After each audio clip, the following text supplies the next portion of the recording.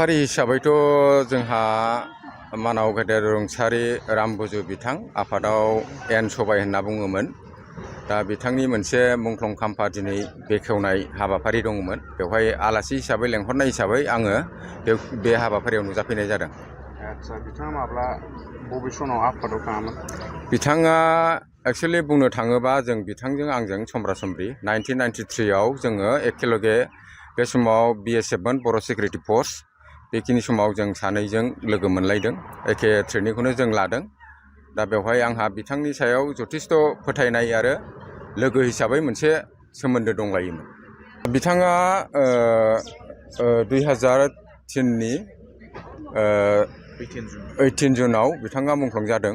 बियो एक्सुवेलि बुंनांगोन जोङो थोंजोङै बियो भारतारि रौनिया हान्जाजों मोनसे मोगा मोगि जानायाव बिथाङा अबथिरा जिउ बावदों। दा बर' रायजो राजाफोरनिसिम नैबे हाबाफारिनि लोब्बा लाखिनानै मा मेसेज हरदों?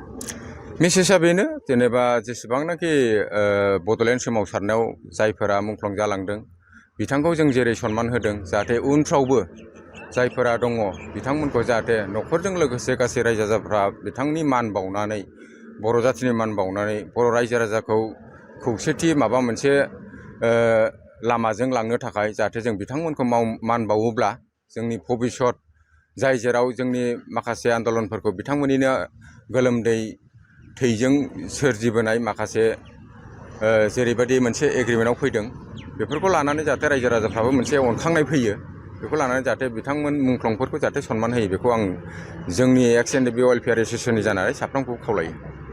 नैबे रामफलबिल गामिनि रामबुजु, जोंहा बिथाङा एनडिएफबिनि मस्ट सिनियर, बिथाङा जोंनिनो नैबे रामफलबिल गामिनि साहा दैमुगुरि होननाय गामियाव बिथाङा आर्मिफोरजों गावथारजानाय जादों। बिथाङा बेजों सानै दंमोन, सासे खारग'दों। बिथाङा आर्मिनि आखायाव गावथारजानो गोनां जादों। बिथाङा हरनि 3टायाव गावथारजादों। बिथाङा हाग्रा गेजेराव उन्दुदोंमोन जे बिथाङा आर्मिफोरजों मोगा मोगि बेंजानानै बेनिफ्राय गावनाय समाव बिथाङा उन्दुलांदोंमोन।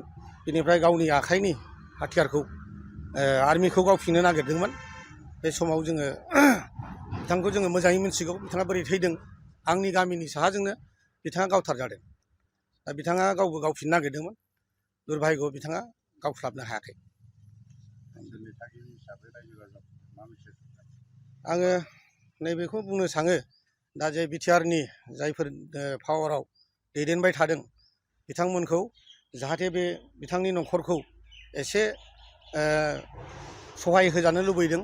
जोंहा बिबाजै दङ, रामबुजु सारनि बिबाजै दङ आरो बिजादै फिसाफोर दङ। जाहाथे बेफोरखौ एसे दानि सरकाराव थानाय सारमोनहा साख्रि बाख्रिनि जाहाथे सुबिदा होयो। आं बेखौ ओनसोलनि जानानै आङो बेखौ बुंनो खावलायो, जाहाथे मोजाङैनो मोजां बिसोरनि न'खरा मोजाङै सोलियो। बेनि थाखाय आङो बिटिआरनि बयखौबो आं खावलायबाय, दैदेनगिरि सारमोनखौ। फरायसाफोरनि थाखाय मोनसे फोसावथाय। सोलोंथाइ बोसोर 2025-2026नि थाखाय फरायसाफोरनि गोदानै मुं थिसननाय लानानै फैदों doctor Shobha Brahma music and fine arts कलेजआ।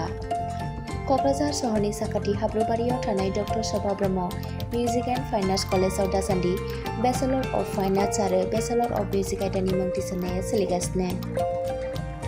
Bachelor of fine arts आयदायाव दङ पेइन्टिं, ग्राफिक्स, एप्लाइड आर्ट आरो स्काल्पचार।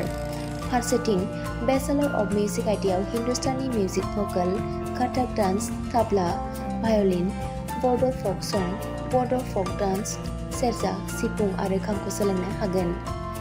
बिटिआरनि गंसेल' मिउजिक एन्ड फाइन आर्ट्स कलेजआव गोसो गोनां फरायसाफोरा मुं थिसनोब्ला अनलाइननि गेजेरजों थिसननो हागोन।